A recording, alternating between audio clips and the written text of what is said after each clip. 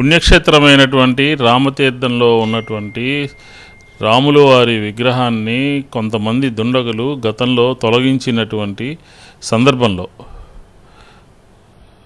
ఒక FIR police స్టేషన్లో register అవ్వడం జరిగింది.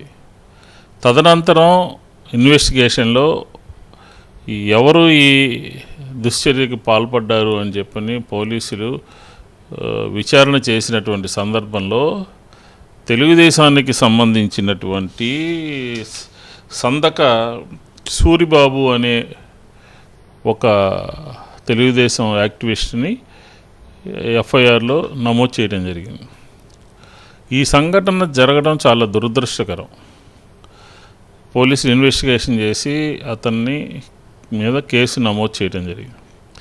తదనంతరం అప్పుడున్నటువంటి గౌరవ ముఖ్యమంత్రి వైఎస్ జగన్మోహన్ రెడ్డి గారు ఆదేశానుసారం ఆ రామతీర్థానికి సంబంధించినటువంటి దేవాలయాన్ని పూర్తిగా 4.5 కోట్ల రూపాయలతో శిథిలావస్థలో ఉండే పురాతనమైనటువంటి దేవాలయాన్ని 4.5 కోట్ల రూపాయలతో రాతి కట్టడంతో 11 నెలల్లో దాన్ని పూర్తి చేయడం జరిగింది.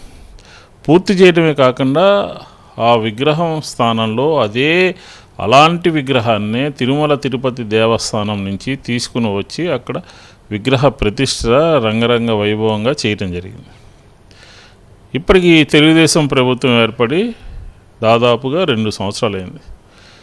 అప్పుడు ఆ విగ్రహం తల తొలగించినటువంటి సందర్భంలో ఆ విగ్రహానికి సంబంధించినటువంటి ముండాన్ని తలని పోలీస్ స్టేషన్లోనూ తర్వాత ఆ దేవాలయాలను ఆ ప్రాంతాల్లో ఉంచడం జరిగింది ఇన్వెస్టిగేషన్ పర్పస్లో.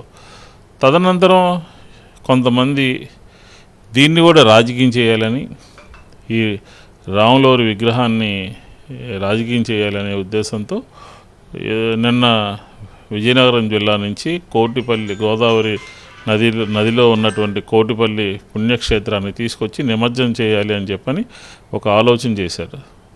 మీకు హిందూ ధర్మం మీద కానీ దేవాలయాల మీద కానీ జరిగినటువంటి సంఘటనల మీద కానీ పూర్తిగా అవగాహన ఉన్నట్టుగా లేదు. 2 సంవత్సరాల తర్వాత మీకు గుర్తొచ్చింది. ఈరోజు దాన్ని తీసుకుని మళ్ళీ ఏదో తెర మీదకు తీసుకొచ్చి బురద జల్లేటటువంటి కార్యక్రమాన్ని అక్కడ ఉన్నటువంటి ఎమ్మెల్యేలు మంత్రులు ఆ రకమైనటువంటి దుశ్చర్యలకి పాల్పడడం అనేది హిందూ ధర్మానికి ద్రోహం చేసినట్టే. మీరు అధికారంలో ఉన్నప్పుడు అతనికి సంబంధించినటువంటి ఆ సందక సూరిబాబుకి ముఖ్యమంత్రి సహాయ నిధి నుంచి 5 లక్షల రూపాయలు డబ్బులు ఇచ్చారు అని చెప్పని పత్రికల్లో వచ్చింది. అంటే మీరు ఏం చేస్తున్నారు? అప్పుడు ఆ సంఘటనలో ముద్దాయిగా ఉన్నటువంటి వ్యక్తి, ఎఫ్ఐఆర్ నమోదైనటువంటి వ్యక్తికి మీ ప్రభుత్వంలో డబ్బులు ఇస్తారా? నజరానా ఇస్తారా? మళ్ళీ దాన్ని రాజకీయం చేయాలనుకుంటారా?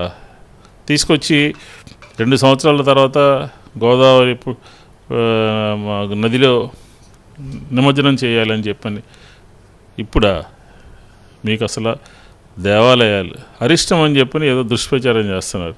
ఆంధ్రప్రదేశ్లో ఏం జరుగుతోంది?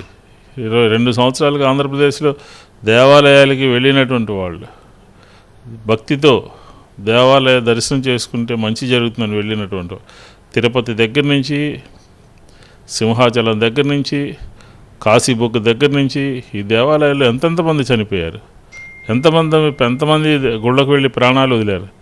కాబట్టి ఇలాంటి రాజకీయాలు చెయ్యటం, దుష్ప్రచారానికి ఒడిగట్టడం మానుకోవాలి అని చెప్పని ఈ సందర్భంగా వైఎస్ఆర్ కాంగ్రెస్ పార్టీ చెప్తోంది.